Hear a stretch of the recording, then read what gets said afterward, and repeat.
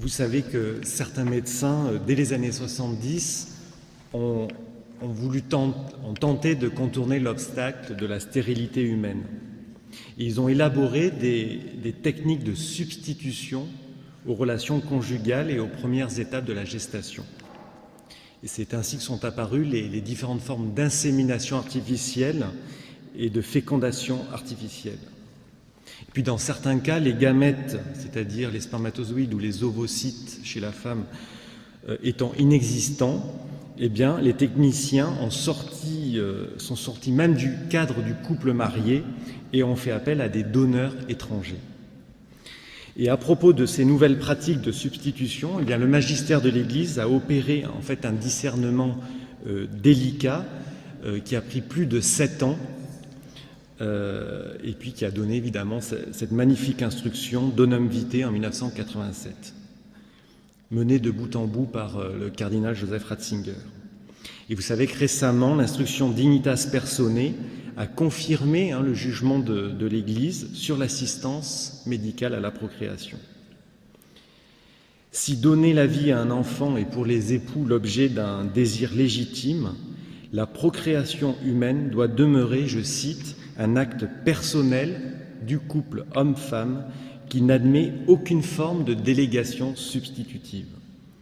Et 2 axes fondamentaux structurent le discernement moral qui est proposé par Dignitas Personae: la reconnaissance inconditionnelle de la dignité de la personne à tout être humain depuis sa conception, et deuxièmement, la dignité inviolable du mariage et de la famille qui constitue le contexte authentique où la vie humaine trouve son origine. Or, c'est ce second critère, souvent, notamment lorsqu'on l'applique à l'assistance médicale à la procréation, je dirais AMP maintenant, pour aller plus vite, homologue, c'est-à-dire au sein du couple, qui fait toujours débat. Vous savez, quand Dignitas Personae est sorti, a été publié en décembre dernier, il y a eu encore des articles pour dénoncer l'obscurantisme, entre guillemets, du magistère, va pour la condamnation des mères porteuses, pour le diagnostic préimplantatoire, pour le clonage. Mais comment l'Église peut-elle encore s'opposer à l'AMP au sein du couple ? S'obstiner à en condamner le principe, n'est-ce pas se disqualifier irrémédiablement dans notre discours sur la bioéthique ?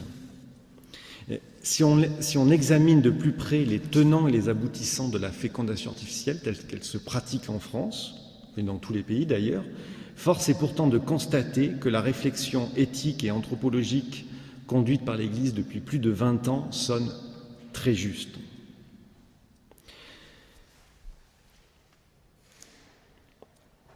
L'instruction Dignitas Personae rappelle qu'en matière d'infertilité, les nouvelles technologies doivent respecter 3 valeurs fondamentales. Le droit à la vie et à l'intégrité physique de tout être humain dès sa conception, l'unité du mariage, qui implique le droit des conjoints à devenir père et mère seulement l'un par l'autre, et les valeurs spécifiquement humaines de la sexualité, qui exige que la procréation d'une personne humaine soit toujours le fruit de l'acte conjugal spécifique de l'amour des époux. Eh bien, il est manifeste que l'AMP manipule l'acte conjugal de telle sorte qu'il n'exprime en fait que sa dimension purement biologique, excluant le langage des corps et l'union affective et spirituelle des époux. La procréation est amputée non pas des mécanismes reproductifs, lesquels, eux, sont récupérés par la technique, mais de la communion interpersonnelle conjugale et de son expression corporelle. On substitue la technique au geste des corps, ce qui aboutit à une dégradation de la signification plénière de la procréation humaine. Et ce que l'on savait, pour ainsi dire, anthropologiquement, grâce au magistère, est aujourd'hui corroboré sur le plan même psychologique. Et il y a une étude extrêmement intéressante qui a été menée par l'Institut national d'études démographiques, l'INED, et donc ce sont des sociologues qui sont allés dans des centres de fécondation in vitro et qui ont interrogé le vécu des couples. Et ils ont montré la médicalisation à outrance de la procréation qui confirme finalement indirectement, 20 ans après, l'analyse du magistère. D'après les auteurs, l'équipe biomédicale semble en effet régir et exercer une emprise très forte sur l'homme et la femme en s'immisçant dans leur intimité conjugale. Un des chapitres de l'ouvrage explore l'un des tabous de la médecine reproductive aujourd'hui, qui est le recueil du sperme en laboratoire. Et après enquête, les auteurs écrivent, je vais être cru, mais c'est ce qu'ils écrivent, « La masturbation est devenue la pratique emblématique du dispositif médical de l'AMP en France. » Et je cite encore, « Les propos des hommes qui ont participé à nos entretiens rendent compte d'un sentiment d'intimité dépouillée. L'instrumentalisation de l'usager permet à la biomédecine de désacraliser l'activité sexuelle, dans le but de l'accomplissement d'une procréation par voie non sexuelle. » Vous voyez, ce sont des chercheurs qui n'ont rien de catholique et qui arrivent presque, aux mêmes conclusions. L'étude investigue d'ailleurs avec précision l'envers du décor, les magazines pornographiques dans la cabine du laboratoire, le devoir de recueillir son sperme sous le regard de l'institution médicale pendant que l'infirmière et les autres hommes attendent dans la salle d'attente. Les sociologues parlent d'une activité sexuelle transgressive, non conjugale et non reproductive. Ils ont interrogé également les épouses. Je cite, « Je ne supporte plus l'idée de faire un bébé avec du sperme, car depuis longtemps, je n'ai plus le sentiment de faire un bébé avec mon mari. L'homme, dans la fécondation in vitro, est réduit à l'état de sperme, à tel point que j'ai l'impression étrange et désagréable de fabriquer un bébé avec le médecin plutôt qu'avec mon compagnon. » Les femmes vivent très mal cette mainmise sur leur féminité, évoquant une dépersonnalisation de leur corps, manipulé comme un objet par les médecins, qui n'est plus considéré que sous l'angle d'une machine à produire des ovocytes. Et les auteurs vont jusqu'à émettre cette explication pour rendre compte de la souffrance des couples qui sont pris dans cet engrenage des fécondations in vitro. La déshumanisation pourrait correspondre à la disparition de l'acte amoureux. Donc vous voyez, même si les conjoints n'osent pas toujours se le dire à eux-mêmes, cette substitution les blesse profondément. Leur intimité conjugale leur est en quelque sorte confisquée pour un temps. Leur paternité et leur maternité sont transférées à des hommes et des femmes en blouse blanche. Alors bien sûr, l'enfant qui en résultera, si l'opération réussit, sera digne comme tout enfant et comblera ce couple, bien sûr. Il n'en reste pas moins vrai que le moment de la conception de cet enfant est objectivement marqué par une certaine violence. Et finalement, les hommes et les femmes interrogés perçoivent de façon plus ou moins vive qu'une telle conception artificielle n'est pas bonne pour l'enfant lui-même.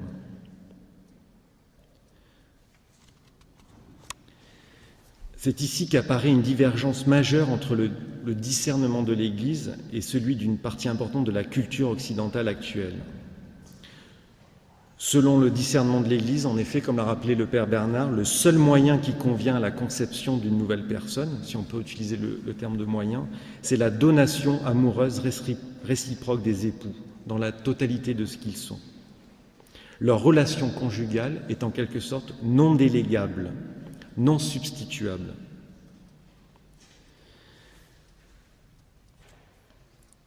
Et cette insuffisance sur le plan éthique redouble évidemment lorsque le matériel génétique est apporté par quelqu'un d'extérieur au couple. Alors là, on parle de fécondation artificielle hétérologue. Dans ce cas, on a un donneur étranger qui fait intrusion, de façon anonyme encore, mais le gouvernement veut lever l'anonymat des donneurs de spermatozoïdes ou d'ovocytes. Mais ce donneur étranger va blesser l'unité du mariage, déjà fortement blessé par tous les actes de fécondation in vitro. Et d'ailleurs, les juristes, certains juristes témoignent de l'augmentation des divorces à l'issue de parcours d'AMP. Le couple est tellement, la violence de ces techniques est tellement forte à leur égard qu'en cas d'échec, ou même si ça marche, ces couples-là souvent divorcent. Et alors quand il y a un donneur étranger, c'est encore pire, puisque souvent le père, par exemple, si ce n'est pas le vrai père, dira moi je m'en vais parce que de toute façon c'est pas mon enfant, ou vice-versa, si c'est la mère qui veut divorcer, dira de toute façon tu n'es même pas le père de cet enfant, etc. Vous voyez, une accumulation de dérives, de transgressions, et chaque mal appelle un autre mal, et vous voyez que même le divorce et assistance médicale à la procréation sont liés entre eux. On voit donc que la norme éthique dégagée par le magistère n'est pas là pour s'imposer de manière extérieure, contrainte sur la vie des époux, mais elle est plutôt la condition intérieure de l'authenticité de leur vie conjugale. Elle vise à sauvegarder la richesse et la spécificité de la sexualité de la procréation humaine. Et passer outre, c'est susciter justement tous ces dégâts qui sont aujourd'hui étudiés avec précision et qui étaient annoncés dans Donum Vitae 20 ans avant. Ce qui prouve a posteriori que le critère d'une procréation responsable n'est pas d'abord de nature confessionnelle, entre guillemets, mais vraiment s'appuie sur la loi naturelle. Et Dignitas Personae rappelle, en citant Benoît XVI, que la transmission de la vie est inscrite dans la nature et ces lois demeurent comme une norme non écrite à laquelle tous doivent se référer. Et d'ailleurs, la procédure est si rebutante que plus de 40% des couples en France abandonnent après une ou deux tentatives infructueuses. Et l'Institut national d'études démographiques montre justement à ce propos le mensonge médiatique, la césure formidable qui existe entre l'illusion de toute puissance de la médecine, largement relayée par les médias, et l'échec qui est en fait la règle générale des fécondations in vitro, le taux d'insuccès tournant autour de 80-85%. Et paradoxalement, l'abandon du processus, souvent la demande du mari, représente un soulagement pour le couple et singulièrement pour la femme qui se sent enfin rassurée sur sa vocation. Et les auteurs disent que même l'éventualité de l'adoption peut être alors investie avec sérieux par des époux qui l'intègrent maintenant comme un choix réfléchi. D'autre part, la logique de l'AMP, même classique au sein du couple, pervertit, entame irrémédiablement le respect de la dignité de l'être humain. Parce que souvent, on a un peu dans notre imaginaire cette idée on fabrique un embryon dans un laboratoire et puis ça donne la vie, c'est merveilleux. Ça ne se passe jamais comme cela. La liste des atteintes dont l'enfant embryonnaire est la victime est à vrai dire impressionnante. Car avec l'AMP, qu'on le veuille ou non, on entre dans un rapport de domination entre le ou les sujets producteurs et l'objet produit. Ce que disait Pierre Simon, on est dans une logique de production. C'est toute la relation à l'enfant qui est changée. Il n'est plus un don, mais un dû. Et de manière consciente ou non, les parents exigent que les techniciens satisfassent ce renversement et ce désir de production d'un enfant conforme aux désirs des uns et des autres. Dignitas Personae rappelle une donnée technique toute simple. Compte tenu du rapport entre le nombre total d'embryons produits et ceux effectivement nés, le nombre d'embryons sacrifiés reste très élevé.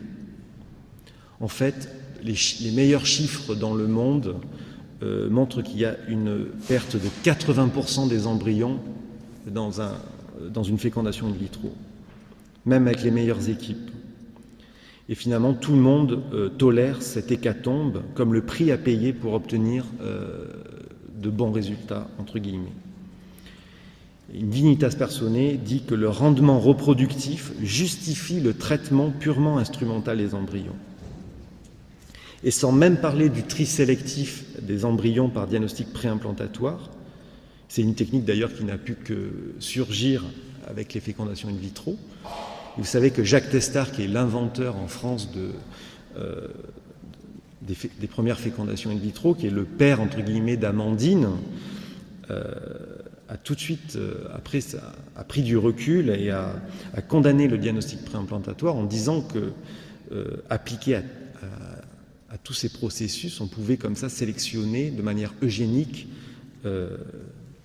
tous les enfants.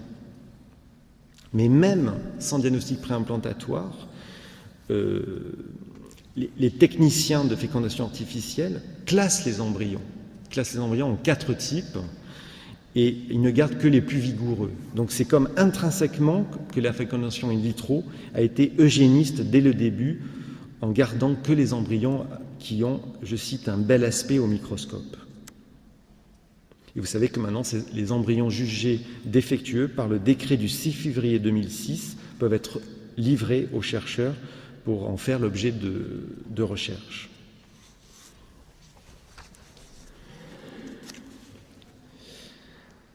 Une autre dérive qui est un véritable scandale, c'est l'inflation du nombre d'embryons congelés. Dignitas Personae, au numéro 18, parle de la mise en place d'un système de cryoconservation des embryons avec des banques de plusieurs milliers d'embryons congelés dans presque tous les pays où est pratiquée la fécondation in vitro. La justification, au départ, c'était pour ne pas répéter les prélèvements d'ovocytes chez la femme, on opère un prélèvement unique de nombreux ovocytes après hyperstimulation ovarienne et l'on féconde tous les ovocytes. On obtient un large panel d'embryons, c'est comme ça qu'on peut les classer. On donne à la science donc ceux qui sont de mauvaise qualité et on congèle tous les autres. Et le dernier chiffre dont on dispose, c'est 176 500 embryons congelés en France, avec une augmentation de 25% sur la dernière année. Et quand Jean Leonetti, le rapporteur de la loi bioéthique, est venu dans le diocèse de Toulon, on lui a fait part de ces chiffres qu'il connaissait, mais en lui demandant de vraiment, à l'occasion des États généraux de la bioéthique, de se pencher sur cet emballement inacceptable du système, dont tout porte à croire qu'en fait, plus personne ne peut le réguler. D'autant que le vécu douloureux des parents, là encore, vient appuyer tout ce que disait le magistère depuis de nombreuses années. Il y a un article du Figaro, notamment, intitulé « Des parents face aux difficiles problèmes du sort des embryons congelés », révélait pour la première fois la souffrance de ses parents. Alors, par exemple, c'est le cas de Nathalie et Eric, parents de jumeaux après une FIV en 2003, à qui il reste 24 mois avant l'échéance des 5 ans. Vous savez qu'au bout de 5 ans, il faut dire ce qu'on fait de ces embryons. Et la maman dit « Cela me pèse énormément. Elle exclut la possibilité d'avoir un autre enfant, mais j'ai beau tourner la question dans tous les sens, je ne sais pas quelle décision prendre. C'est l'aboutissement de notre combat pour fonder une famille, entre guillemets. Après avoir voulu plus que tous ces enfants, est-ce qu'on devrait casser le reste des œufs en omelette ?» dit le papa. Et un autre père dit « Si je donne ces embryons à la science, c'est comme si je signais l'arrêt de mort de mes enfants. » Et il y a de plus en plus de témoignages, plus ou moins maladroits, plus ou moins vrais, qui là aussi pourraient faire réfléchir le législateur devant ce système de congélation de milliers d'êtres humains. Et Dignitas Personae a dénoncé fermement justement ce système. Elle a rappelé que on ne pouvait pas utiliser la solution de ce qu'on appelle l'adoption prénatale. Ça aboutirait à de nombreux problèmes que je n'ai pas le temps de développer ici, en concluant que finalement ces milliers d'embryons en état d'abandon traduisent une situation d'injustice qui est de fait irréparable. C'est-à-dire que l'homme est capable, en transgressant à chaque fois, d'aboutir à des situations où il n'y a pas de solution pour en sortir. Et Donum Vitae avait déjà dit que cette congélation des embryons les expose à de graves dangers de mort, à des altérations de leur intégrité physique, ainsi que le montre le pourcentage élevé qui ne survit pas à la technique de congélation. Elle les prive de l'accueil maternel et les place dans une situation qui les expose à des atteintes et des manipulations ultérieures. Et Dignitas Personae reprend le cri de Jean-Paul II qui avait lancé un appel à la conscience des responsables du monde scientifique, du monde entier, et de façon particulière aux médecins, pour que soit arrêtée cette production d'embryons. Évidemment, c'est sur le mécanisme des fécondations in vitro qu'a pu, là aussi, prospérer toutes les recherches sur l'embryon. Puisqu'en 1994, quand la France décide d'autoriser la congélation des embryons, à l'époque, plusieurs experts catholiques avaient dit « mais Pourquoi faites-vous cela alors que l'Allemagne et l'Italie l'interdisent? Dans plusieurs années, vous aurez des stocks d'embryons sur lesquels vous voudrez expérimenter et on aura de nouveau une nouvelle transgression. Et c'est ce qui s'est passé avec la loi de 2004 qui fait que les couples maintenant peuvent consentir à donner leurs enfants à l'état embryonnaire à la science. Si bien que l'assistance médicale à la procréation est devenue le premier fournisseur de matières premières embryonnaires pour les chercheurs qui en font la demande auprès de l'Agence de la biomédecine française. Et on a même l'impression d'un certain chantage qui s'exerce sur les parents en disant, ben voilà, vous voulez bénéficier d'une fécondation in vitro, la sécurité sociale vous rembourse, mais vos embryons en trop, eh bien, sachez que vous pouvez les donner à la science. La science vous aide, mais en retour, versez votre tribut en quelque sorte, qui est de donner ces embryons à la science. En sachant que sur le chiffre que je vous ai donné, 52% de ces embryons, des 176 500, ne font plus, comme on dit, l'objet d'un projet parental.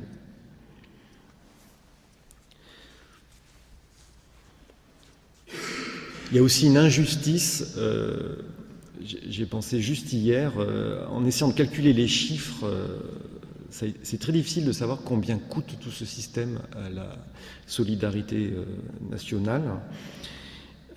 Et donc en passant par une équipe en interrogeant des techniciens de laboratoire, 20 000 enfants naissent à peu près de cette manière en France chaque année, ce qui fait à peu près 12 000 € l'enfant, si on compte tous les coûts donc afférents à ces techniques, en sachant que c'est pris à 100% en charge par l'assurance maladie. Or, un couple qui veut adopter, on sait que c'est très contraignant financièrement, il n'aura aucune aide de l'État. Alors qu'il fait le bien pour un orphelin, etc., et il n'a aucune aide de l'État. Et même sur le plan éthique, peut-on finalement parler en toute rigueur d'assistance médicale à la procréation, lorsqu'en fait les techniques employées ne soignent aucunement la stérilité, mais se contentent de la court-circuiter, pour aboutir à une conception humaine d'une façon qui n'a rien à voir avec celle de l'union entre l'homme et la femme. Qu'est-ce que la médecine assiste en fait? En aucun cas la fonction procréatrice, puisque les médecins ne cherchent même pas à comprendre les mécanismes pathologiques sous-jacents. Ils assistent tout simplement le projet parental. Et mieux encore, n'est-ce pas l'homme et la femme qui assistent l'équipe médicale en lui fournissant le matériel biologique requis? Les gestes techniques se réalisent en dehors du corps des époux et c'est leur dextérité qui détermine in fine l'efficacité de la procédure. L'acteur principal, c'est le médecin qui joue le rôle essentiel de l'opération. On lui demande de constituer un panel d'embryons à partir de gamètes. Les parents fabriquent les cellules sexuelles et les médecins fabriquent les embryons. Est-ce que cette opération est de nature thérapeutique ou médicale? Aucunement. Nous sommes dans le champ de l'ingénierie biotechnique, si bien qu'au lieu d'assistance médicale à la procréation, on devrait parler de production d'embryons. Il s'agit seulement d'un acte technique qui requiert du matériel biologique, les gamètes, et du matériel idéologique, le projet parental. Et le projet parental, d'ailleurs, fluctue, puisque les parents peuvent passer d'un grand désir d'enfant, entre guillemets, à l'abandon de ces embryons. Très rapidement, en quelques mois, ils peuvent, sur un simple formulaire, signer l'abandon de ces embryons. Et l'Église ne rejette pas les techniques d'AMP parce qu'elles seraient artificielles, comme certains des fois le disent. Au contraire, elle demande à ce que la médecine ne s'avoue pas vaincue et ne baisse pas si facilement les bras devant la stérilité humaine. Au numéro 13, Dignitas Personae écrit « Les techniques visant à l'élimination des obstacles à la fécondité naturelle, tels que le traitement hormonal de l'infertilité d'origine ovarienne, le traitement chirurgical de l'endométriose, la désobstruction des trompes, la restauration microchirurgicale de leur perméabilité sont quant à elles licites. Elles peuvent être considérées comme de véritables thérapies dans la mesure où, une fois résolu le problème qui est à l'origine de la stérilité, le couple peut accomplir les actes matrimoniaux dans le but de la procréation. Donc l'Église promeut l'aide aux couples pour les aider à concevoir leur enfant, mais pas à tout prix, pas au prix de la santé de la mère, de la relation du couple et surtout de la destruction des embryons et de la dévalorisation de la personne de l'enfant à naître.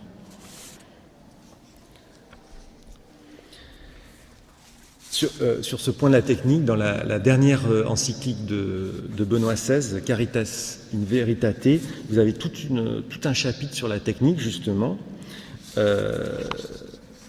qui montre bien que l'Église n'est pas technophobe, mais au contraire, je cite, « La technique est une réalité profondément humaine, liée à l'autonomie et à la liberté de l'homme. Elle exprime et affirme avec force la maîtrise de l'esprit sur la matière. La technique s'inscrit dans la mission de cultiver et de garder la terre que Dieu a confiée à l'homme. En revanche, ce que dit Benoît XVI, née de la créativité humaine comme instrument de la liberté de la personne, cette technique peut être comprise parfois comme un élément de liberté absolue, une liberté qui veut s'affranchir des limites que les choses portent en elles-mêmes. » Vous voyez, le problème, ce n'est pas que la fécondation in vitro soit technique, mais bien qu'elle blesse et qu'elle pervertit la sexualité humaine. Après, vraiment, l'Église promeut toutes les recherches à l'heure actuelle pour pallier la stérilité dans le but de rétablir la fertilité humaine. D'autant que Dignitas Personae, toujours au numéro 13,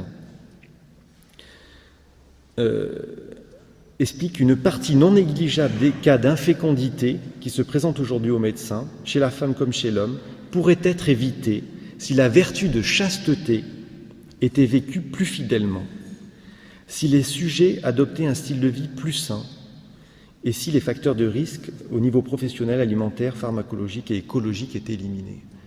Alors, deux exemples.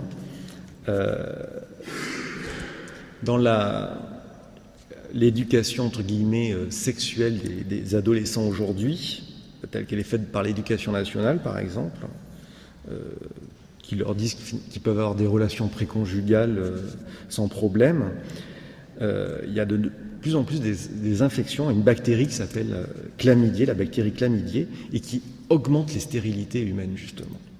C'est-à-dire que le manque de chasteté à l'adolescence fait que les couples, quand ils sont qu'ils ont un projet, entre guillemets, d'enfant, eh bien, se retrouvent stériles, parce qu'ils ont manqué la vertu de chasteté dans leur plus jeune âge.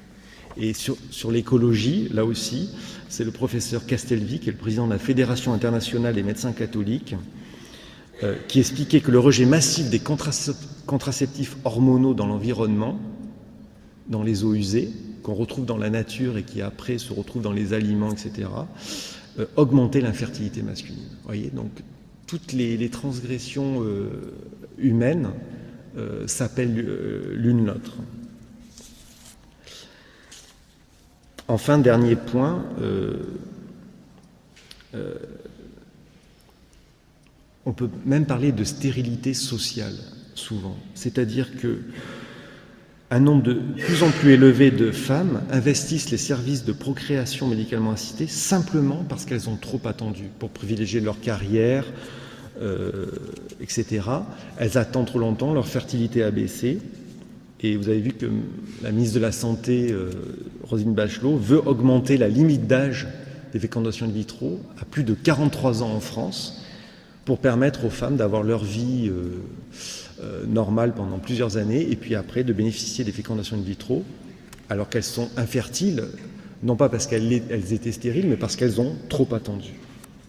Donc on arrive à le simple bon sens pourrait se révolter devant ces raisonnements. Finalement, pour conclure, les perspectives que trace l'Église depuis plusieurs années à propos de l'assistance médicale à la procréation sont tout sauf irréalistes. Patiemment, le magistère explore les problématiques bioéthiques avec précision, développe une argumentation d'un très haut niveau éthique, confirmée qui plus est maintenant par de nombreuses études.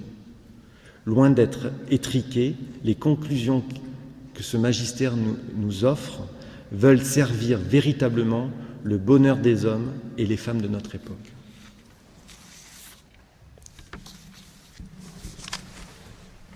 Alors, merci à Pierre-Olivier. Je dirais simplement que ce matin est sortie une note de la Congrégation pour la doctrine de la foi au sujet de l'affaire de Récif. Et Pierre-Olivier a répondu courageusement dans Liberté politique, puisqu'on lui a demandé de donner une réponse sur un sujet très difficile, très contesté, et la Congrégation de la doctrine de la foi a donné la même réponse que Pierre-Olivier.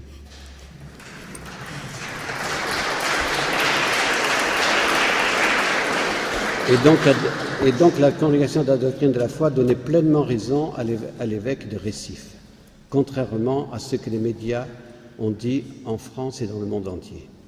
Pour dire il n'y a pas de cas où on peut dire que l'avortement est acceptable, puisqu'on n'était pas dans un cas d'urgence, contrairement à ce qu'on nous avait dit. Et merci à Pierre-Olivier d'avoir eu le courage de le dire il y a 15 jours dans Liberté politique.